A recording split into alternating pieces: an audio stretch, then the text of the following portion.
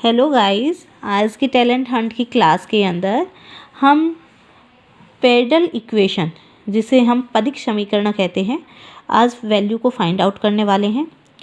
इस वैल्यू को find out करने के लिए हमारे पास जैसे एक क्वेश्चन दिया हुआ है, एक्स की स्क्वायर अपॉन ए की स्क्वायर माइनस के वाई की स्क्वायर अपॉन बी की स्क्वायर इक्वल में 1। गाइस, इस फॉर्मूले के अंदर पेडल इक्वेशन तक पहुंचने के लिए हमें कुछ पैटर्न को अपनाना पड़ता है, जिस पैटर्न के अंदर हमें dy अपॉन डी एक्स की वैल्यू को फाइंड आउट करना होता है। गाइस, उसके लिए करना क्या है, पहले एक्स की स्क्वायर अपॉन ए की स्क्वायर है, इसका हमने एक्स के रिस्पेक्ट में अवकलन किया तो 2x अपॉन ए की स्क्वायर आया।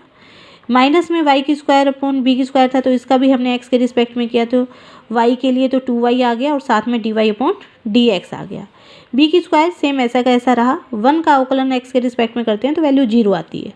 गाइस, फिर हमने dy अपॉन डी एक्स की वैल्यू को फाइंड आउट किया, और जैसे ही हमने यहाँ से dy अपॉन डी एक्स की वैल्यू फाइंड आउट की तो आपको पता है नेगेटिव चीज़ इक्वल के दूसरी साइड जाती है तो पॉजिटिव हो जाती है, मल्टीप्लाई की चीज़ डिवाइड में चली जाती है, 2 से 2 यहाँ कैंसिल हो गया। इस तरीके से गाइस करने से dy अपॉन डी एक्स की वैल्यू एक्स बी की स्क्वायर अपॉन ए की स्क्वायर अपॉन वाई मल्टीप्लाई में y आ गया। गाइस, अब हम त्रियक रेखा की बात करेंगे। त्रियक रेखा के अंदर टेंजेंट लाइन जिसे हम बोलते हैं, स्पर्शी रेखा, उसके लिए हमने इस तरह से फॉर्मूला भी पढ़ा हुआ है। यहाँ पे वैल्यू जब रखते हैं, y की वैल्यू आती है, कैपिटल Y लिखते हैं हम यहाँ पे, और y1 को सब्ट्रैक्ट करते हैं, y2 माइनस y1 करते हैं, x2 माइनस x1 करते हैं, साथ में यहाँ x माइनस के x1 कर लेते हैं। गाइज, ये फॉर्मूला इस तरह से ले लेते हैं। इसी फॉर्मूले को डी वाई की square y2 minus y1 upon में x2 माइनस x1 को एक और नाम दिया होता है dy अपॉन डी एक्स के रूप में। ये फॉर्मूला गाइज यहाँ हम यूज़ करने वाले हैं। कैपिटल Y है, माइनस में स्मॉल y हमने यूज़ किया है, और dy upon D x capital X minus के x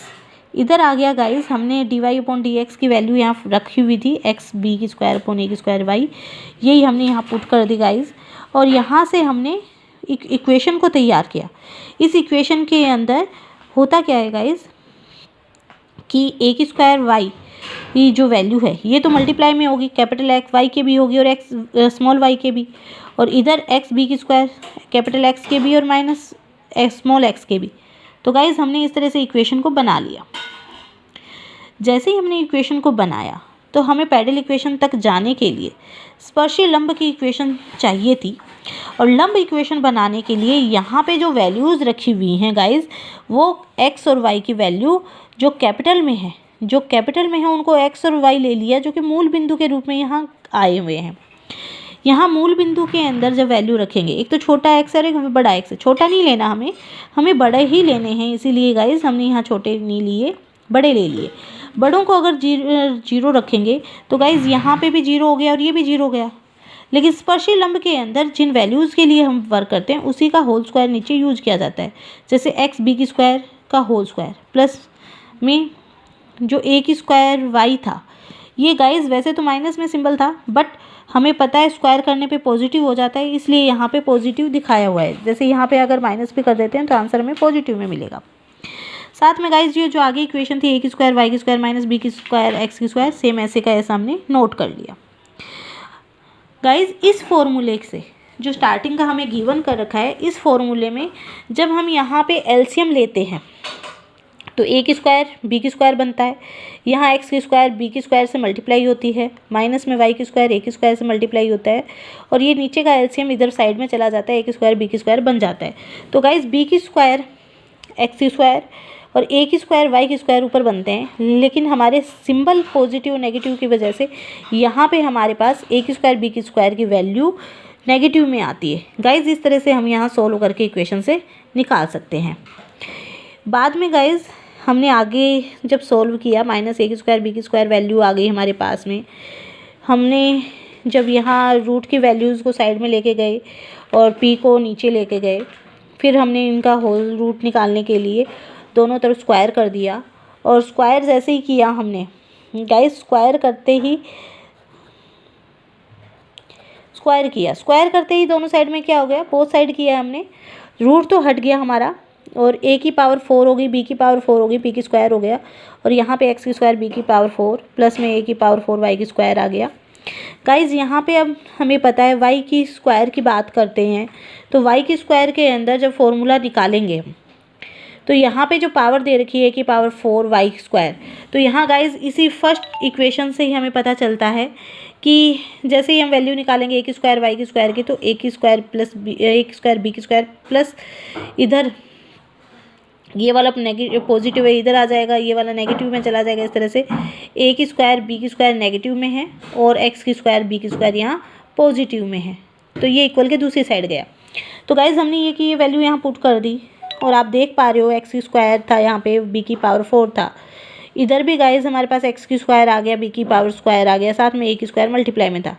हमने इन दोनों इक्वेशन से कॉमन निकाल लिया बी की स्क्वायर एक्स की स्क्वायर को, तो अंदर बच गया बी की स्क्वायर। यहाँ गाइज माइनस में था हमारे पास में टर्म में,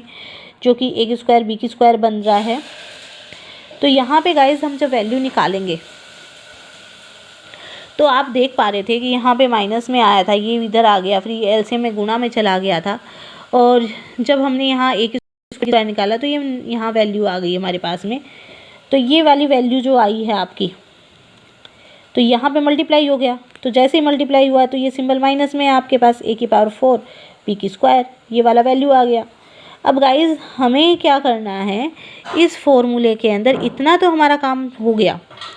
बट ये हमारा सॉल्यूशन नहीं आया। क्यों नहीं आया? क्योंकि हमारे पास में बी की स्क्वायर ए की स्क्वायर इस तरह से रखा हुआ है कि जैसे कोई रेडियस का फॉर्मूला हो, लेकिन हमने रेडियस का फॉर्मूला पढ़ रखा है कि आर की स्क्वायर इजकल टू एक्स की स्क्वायर प्लस वाई की स्क्वायर होता है। ये नॉर्मली आप लोग जानते हो कि एक्स की वैल्यू आर कोस थीटा होती है, वाई की वैल्यू आर साइन थीटा होती है, और उनका होल स्क्वायर करके जब हम वैल्यूज़ को निकालते हैं तो एक्स की स्क्वायर प्लस वाई की स्क्वायर होता है। गाइज़ जब हम ये कर लेते हैं तो गाइज़ इधर देखिए आप, यहाँ पे हम वैल्यूज़ को फाइंड आउट करेंगे, जिसके अंदर किया क्या, आर की स्क्वायर की वैल्यू थी हमारे पास, एक्स की स्क्वायर की थी हमारे पास। इस फॉर्मूले को हमने जब यूज़ किया तो वाई की स्क्वायर की जगह वैल्यू रखनी थी, वाई की स्क्वायर की जगह गाइस हमने यहाँ से वैल्यू को पुट आउट कर लिया, जो कि इस तरह से थी एक्स की स्क्वायर बी की स्क्वायर, और माइनस में था आपका ए की स्क्वायर बी की स्क्वायर, और अपोन में ये ए की स्क्वायर चला गया। तो यहाँ पे गाइस हमने ये वैल्यू पुट कर दी। अब जैसे ही हमने यहाँ पुट की है आर की स्क्वायर के अंदर वैल्यू को, तो ये जो है हमारा एलसीएम लेंगे, तो एलसीएम लेंगे तो ये ए की स्क्वायर इधर भी मल्टीप्लाई होगा, एक्स की स्क्वायर के साथ भी मल्टीप्लाई होगा, तो हमारे क्या गया, ए की स्क्वायर आर की स्क्वायर इजकल टू ए की स्क्वायर एक्स की स्क्वायर माइनस बी की स्क्वायर ए की स्क्वायर साथ में एक्स की स्क्वायर बी की स्क्वायर। अब गाइज यहाँ पे एक्स की स्क्वायर है, यहाँ पे भी एक्स की स्क्वायर, तो ए की स्क्वायर प्लस बी की स्क्वायर इस तरह से बन गया, माइनस में ए की स्क्वायर बी की स्क्वायर बन गया, साइड में ए की स्क्वायर आर की स्क्वायर बना। गाइज हमें क्या करना है, हमें इस क्वेश्चन के अंदर बी की स्क्वायर ए की स्क्वायर था हमारे लास्ट में ये बची हुई लाइन थी, उसके लिए वर्क करना था, उसके लिए वर्क करेंगे। तो इसके अंदर गाइज आप देख पा रहे हो कि जो वैल्यूज़ हैं हमारे पास, ये माइनस वाला इधर जाएगा तो प्लस में आएगा, और यहाँ पे वैल्यू क्या आ गई आपके एक्स की स्क्वायर के रूप में, बी की स्क्वायर प्लस ए की स्क्वायर एक्स की स्क्वायर, साथ में गाइज ये वाली वैल्यू यहाँ ही रह गई हमारे पास में, है ना। और ये जो वैल्यू फाइंड आउट करते हैं तो उठ के ये इधर गई, तो नेगेटिव में थी ये वैल्यू हमारी, नेगेटिव में थी, और इक्वल के दूसरी साइड जाने पे पॉजिटिव हो गई। कहने का मतलब बी की स्क्वायर प्लस ए की स्क्वायर और एक्स की स्क्वायर की जगह हम रख सकते हैं ए की स्क्वायर बी की स्क्वायर प्लस ए की स्क्वायर आर की स्क्वायर। गाइस हम वापस इसी लाइन पे आ गए अपने पहले वाले पे, जहाँ लिखा होता है ए की पावर 4 बी की पावर 4 अपॉन में पी की स्क्वायर बी की स्क्वायर एक्स की स्क्वायर बी की स्क्वायर प्लस ए की स्क्वायर माइनस में ए की पावर 4 बी की स्क्वायर। इस इक्वेशन में हमने इस फॉर्मूले की वैल्यू को रखा, और जैसे ही रखा तो हमारे पास ये वाली फॉर्मूला पूरा रखा गया।